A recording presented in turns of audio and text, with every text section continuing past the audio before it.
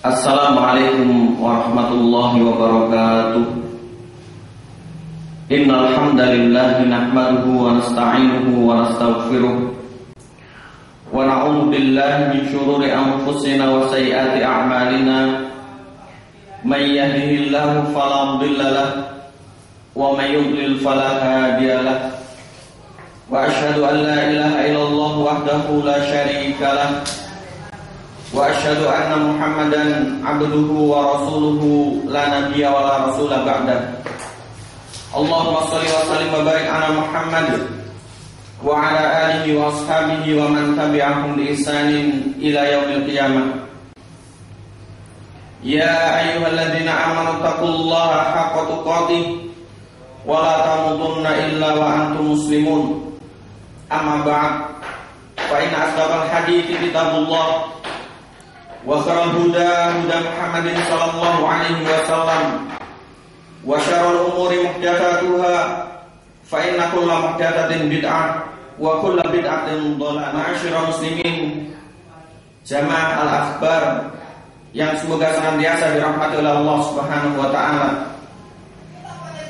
Marilah sepatutnya senantiasa kita panjatkan puji syukur kita kepada Allah Subhanahu wa taala atas segala karunia serta limpahan rahmat dan hidayahnya, sehingga kita masih mampu melaksanakan berbagai macam bentuk aktivitas, baik yang berkaitan dengan dunia, terlebih berkaitan dengan akhirat kita. Yang dengan syukur ini pula, masyarul muslimin jamaah akbar, mudah-mudahan kita senantiasa ditambahkan nikmat kita kepada Allah serta dijauhkan daripada azabnya yang siksanya tiada tara. Jamaah akbar yang dimuliakan oleh Allah Subhanahu wa taala rahimakumullah. Pada kesempatan yang mulia ini, marilah kita sedikit merenungkan di antara beberapa wasiat Rasulullah sallallahu alaihi wasallam yang sungguh sangat luar biasa, yang sungguh sangat bermanfaat bagi kehidupan seorang muslim maupun seorang mukmin, terlebih di akhirat kelak, yang jikalau sekiranya seorang muslim berpegang dengan makna daripada wasiat Rasulullah, akan kandungan petuah nasihat Rasulullah SAW, maka akan berujung kebahagiaan dari Allah Subhanahu wa taala. Sebagaimana diriwayatkan oleh Al-Imam At-Tirmidzi rahimahullah, yang bersumber daripada dua sahabat yang mulia, yaitu Abu Dzar Al-Ghifari serta Mu'adz bin Jabal radhiyallahu ta'ala anhuma.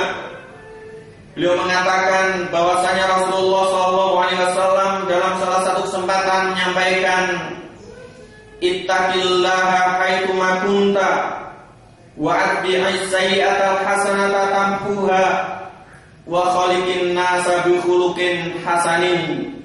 Rawahu Tirmidzi wa qala haditsun hasanun shahihun wa fi ba'd riwayah haditsun hasanun, yang artinya dari sahabat yang mulia Abu Dzar Al-Ghifari serta Mu'adz bin Jabal radhiyallahu ta'ala anhuma, bahwasanya Rasulullah SAW pernah bertutur, bertakwalah kalian dimanapun kalian berada, serta iringilah perbuatan jelek kalian dengan perbuatan yang baik, niscaya kebaikan tersebut akan menghapuskannya, serta pergaulilah manusia dengan akhlak yang baik. Jikalau kita cermati masyarakat muslimin jamaah akbar yang semoga senantiasa dalam liputan nikmat Allah Subhanahu wa taala, makna daripada hadis Rasulullah SAW tersebut mengandung tiga aspek atau tiga unsur. Yang pertama berkaitan dengan takwa kepada Allah Subhanahu wa taala.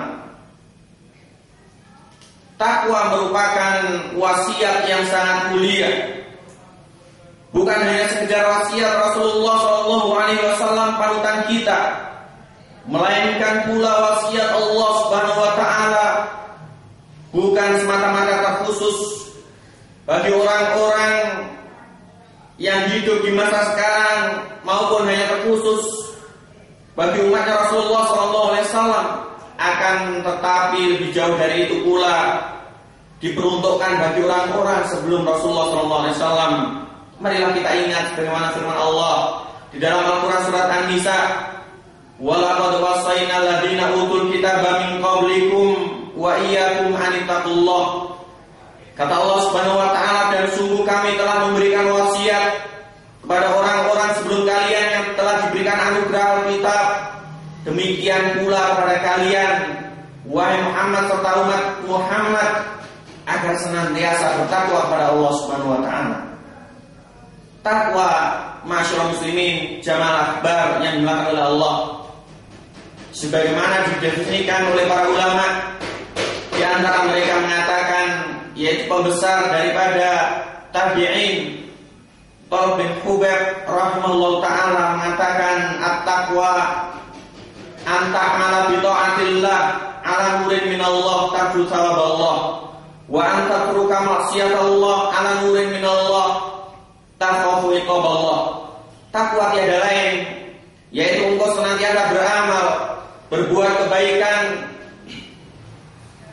berbuat ketaatan kepada Allah Subhanahu wa taala atas dasar cahaya petunjuk dari Allah, yaitu Al-Qur'an dan As-Sunnah, dalam rangka engkau mengharap ganjaran dari Allah. Serta engkau senantiasa meninggalkan berbagai macam bentuk kemaksiatan kepada Allah atas dasar Al-Qur'an dan As-Sunnah pula, yaitu cahaya serta petunjuk dari Allah Subhanahu wa taala, dalam rangka engkau takut akan siksa serta adab Allah Subhanahu wa taala. Demikian pula di antara ulama yang lain mengatakan bahwasanya takwa an yaj'al insanu bainahu wa bain adabillahi wiqayah, yaitu bagaimana seorang manusia, seorang hamba menjadikan pembatas antara dirinya dengan siksa Allah Subhanahu wa taala, yaitu dalam makna dia mengerjakan segala bentuk perintah Allah serta meninggalkan larangan-larangan Rasulullah sallallahu alaihi wasallam. Oleh karena begitu besarnya takwa para jamaah akbar yang dimuliakan oleh Allah Subhanahu wa taala, dan tingginya Rasulullah sallallahu alaihi wasallam senantiasa berdoa memohon pada Allah Subhanahu wa taala dalam lantunan doanya, Allahumma inni as'alukal huda wa tuqa. Ya Allah, sesungguhnya hamba-Mu ini senantiasa memohon dari Engkau anugerah, petunjuk serta ketakwaan kepadamu. Inilah wasiat pertama yang disampaikan oleh Rasulullah SAW, yaitu seputar ketakwaan, bagaimana selayaknya seorang muslim atau seorang mukmin bertakwa kepada Allah Subhanahu wa taala kapan saja dan dimanapun ia berada. Ma'asyiral muslimin, jamaah akbar yang semoga senantiasa dirahmati oleh Allah Subhanahu wa taala rahimakumullah. Sedangkan wasiat kedua yang disampaikan oleh Rasulullah sallallahu alaihi wasallam, yaitu berkaitan dengan amal soleh seorang hamba. Ketika Rasulullah sallallahu alaihi wasallam berucap, wa atbi'is sayyi'ata hasanata tambuha, dan senantiasa iringilah perbuatan buruk kalian dengan perbuatan baik, karena niscaya kebaikan tersebut akan menghapuskannya. Ini merupakan salah satu anjuran, salah satu petunjuk Rasulullah SAW bagaimana seorang muslim mendudukkan dirinya, karena dia merupakan hamba Allah Subhanahu wa taala yang tidak boleh sedikit pun berpuas diri daripada amal soleh. Siapakah di antara kita yang berani sedikit saja mengaku bahwasanya ia adalah orang yang akan diampuni oleh Allah Subhanahu wa taala? Karena sesungguhnya di atas muka bumi ini tak ada seorang pun yang maksum, melainkan ia yang dimaksumkan, dijaga daripada dosa oleh Allah Subhanahu wa taala, dan tiada lain adalah hanyalah Rasulullah sallallahu alaihi wasallam. sebagaimana tertera dalam beberapa ayat Al-Quran maupun sunnah Rasulullah SAW. Bagaimana dengan kita masyarakat muslimin, jamaah akbar yang dimulakan oleh Allah, kita yang hidupnya sangat jauh daripada zaman Rasulullah, kita yang setiap hari, yang setiap detik, setiap menit maupun jam kita senantiasa diliputi dosa. Berapa kalikah mata kita terjatuh dalam dosa? Berapa seringkah lisan kita mengucap kalimat dosa? Berapa banyak langkah kaki kita senantiasa tertuju pada dosa? Demikian pula tangan kita dan yang lain. Oleh karena itu, janganlah sedikit pun kita senantiasa berpuas diri daripada amal kebajikan atau amal soleh. Ketika kita melantunkan ayat suci Al-Quran, ketika kita sholat beribadah, menyembah Allah Subhanahu wa Ta'ala Rabbul Alamin, maupun ketika kita senantiasa bersedekah di jalan Allah ataupun mempergunakan harta kita fisabilillah, maka janganlah kita berprasangka bahwasanya itu semua tiada hikmahnya. Karena setiap segala sesuatu yang telah dinaskan atau digariskan oleh Allah Subhanahu wa Ta'ala pasti memiliki hikmah, dan hikmah di balik itu semua hanyalah Allah Subhanahu wa Ta'ala yang mengetahuinya.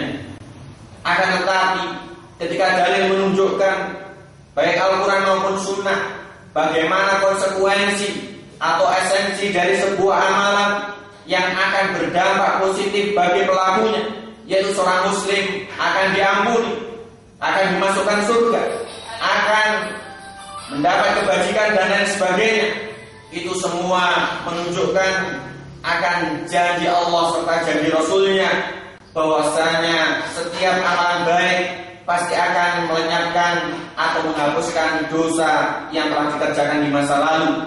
Yang ini khususnya berkaitan dengan dosa kecil seorang hamba atau seorang muslim. Jamaah akbar rahimakumullah yang semoga senantiasa dirahmati oleh Allah Subhanahu wa Ta'ala. Amalan baik yang telah kita laksanakan belum tentu ada jaminan terkabul atau diterima oleh Allah Subhanahu wa Ta'ala. Amalan soleh yang telah kita tunaikan belum tentu ada jaminan bahwasanya itu merupakan amalan yang ikhlas kepada Allah Subhanahu wa Ta'ala. Itu semua hanya Allah Subhanahu wa Ta'ala yang maha mengetahuinya, serta diri kita yang bisa meraba serta bermuhasabah atau berintrospeksi apakah selama ini amalan kita betul-betul ikhlas, betul-betul sesuai dengan petunjuk Rasulullah, ataupun sebaliknya yang semuanya akan sia-sia di hadapan Allah Subhanahu wa Ta'ala. Waliyadzubillah. Ma'asyiral muslimin, jamaah akbar yang dimuliakan oleh Allah Subhanahu wa Ta'ala. Kemudian di antara wasiat atau petua Rasulullah sallallahu alaihi wasallam untuk yang ketiga kalinya, yaitu pesan beliau sallallahu alaihi wasallam, wa khaliqin nasa bil khuluqin hasanin, dan senantiasa pergaulilah manusia dengan akhlak atau budi pekerti yang luhur. Yang ini telah banyak dicontohkan oleh Rasulullah sallallahu alaihi wasallam karena kita telah berikrar bagaimana dalam untayan kalimat syahadat kita. Yang kedua, kita senantiasa berucap dengan lisan kita, wa asyhadu anna Muhammadan Rasulullah, dan sesungguhnya aku benar-benar bersaksi bahwasanya Muhammad sallallahu alaihi wasallam adalah benar-benar utusan Rasul Allah Subhanahu wa Ta'ala. Oleh karena itu, sebagai seorang muslim, kita sangat wajib, karena itu merupakan perintah, yaitu kita mengikuti Rasulullah, berittiba kepada beliau, kita berqudwah hasanah hanya kepada Rasulullah SAW, karena telah banyak beliau contohkan bagaimana akhlak beliau SAW, baik yang berhubungan muamalahnya dengan Allah Subhanahu wa Ta'ala maupun dengan sesama manusia atau dengan makhluk Allah Subhanahu wa Ta'ala yang lainnya. Kita lihat banyak sekali riwayat yang mengatakan bagaimana akhlak Rasulullah, bagaimana kedermawanan Rasulullah, bagaimana kejujuran Rasulullah sallallahu alaihi wasallam. Demikian pula bagaimana kepemimpinan beliau, bagaimana kedisiplinan beliau dan yang lainnya. Maka ketika Ummul Mukminin Aisyah radhiyallahu taala anha ditanya oleh para sahabat, bagaimanakah akhlak Rasulullah sallallahu alaihi wasallam? Beliau mengucapkan kana khuluquhul Quran. Tiada lain akhlak Rasulullah sallallahu alaihi wasallam adalah Al-Qur'anul Karim, yaitu isi kandungan Al-Qur'an betul-betul diterapkan, betul-betul ada tertancap pada diri Rasulullah sallallahu alaihi wasallam. Bukan hanya sebatas istri, kerabat, para sahabat maupun yang lainnya yang memuji Rasulullah sallallahu alaihi wasallam atau bahkan musuhnya. Lebih dari itu, bagaimana Allah Subhanahu wa taala di atas langit yang ketujuh, di atas arsy-Nya, ketika menaskan dalam salah satu ayatnya di surat Al-Qalam, ketika mensifati budi pekerti atau akhlak Rasulullah, Allah Subhanahu wa taala menuturkan, wa innaka la'ala khuluqin 'adzim, dan engkau wahai Muhammad benar-benar berada di atas akhlak yang sangat mulia. Ma'asyiral muslimin, jamaah akbar yang dimuliakan oleh Allah Subhanahu wa taala rahmatullah. Marilah betul-betul kita renungkan, betul-betul kita hayati serta kita maknai, serta kita amalkan wasiat atau petua Rasulullah sallallahu alaihi wasallam yang tertera dalam hadis Mu'adz bin Jabal serta hadis Abu Dzar Al-Ghifari radhiyallahu ta'ala anhuma, yang mana hadis tersebut mengandung makna perintah untuk senantiasa kita takwa kepada Allah Subhanahu wa taala dimanapun serta kapanpun. Demikian pula untuk senantiasa beramal baik agar kebaikan kita menghapuskan daripada amalan buruk yang senantiasa kita perbuat. Kemudian kita juga diperintahkan oleh Rasulullah untuk senantiasa berakhlak mulia, khususnya kepada sesama kita, agar kita betul-betul menjadi cermin orang-orang yang mampu menerapkan syahadat Rasulullah, yaitu wa asyhadu anna Muhammadan Rasulullah. Ma'asyiral muslimin, jamaah akbar yang semoga senantiasa dirahmati oleh Allah Subhanahu wa taala. Kiranya demikianlah yang dapat kami sampaikan, yang mudah-mudahan Allah Subhanahu wa taala memberikan kepada kita kekuatan, ilmu yang bermanfaat serta keistiqomahan agar kita mampu menjalankan berbagai macam bentuk ketaatan kepada Allah Subhanahu wa taala, serta Allah Subhanahu wa taala mematikan kita, mencabut nyawa kita dalam keadaan husnul khotimah. Jamaah akbar yang semoga senantiasa dirahmati oleh Allah Subhanahu wa taala. Kiranya demikianlah yang dapat kami sampaikan pada kesempatan yang berbahagia ini. Mudah-mudahan Allah Subhanahu wa taala senantiasa memberikan, menganugerahkan kepada kita ilmu yang bermanfaat, kemudian kekuatan untuk senantiasa beribadah, beramal di jalannya, serta beristiqomah di dalamnya. Serta semoga Allah Subhanahu wa taala mematikan, mencabut nyawa kita dalam keadaan husnul khotimah. Aqulu qouli hadza wa astaghfirullah li wa lakum fastaghfiruhu innahu huwal ghafurur rahim. Wassalamualaikum warahmatullahi wabarakatuh.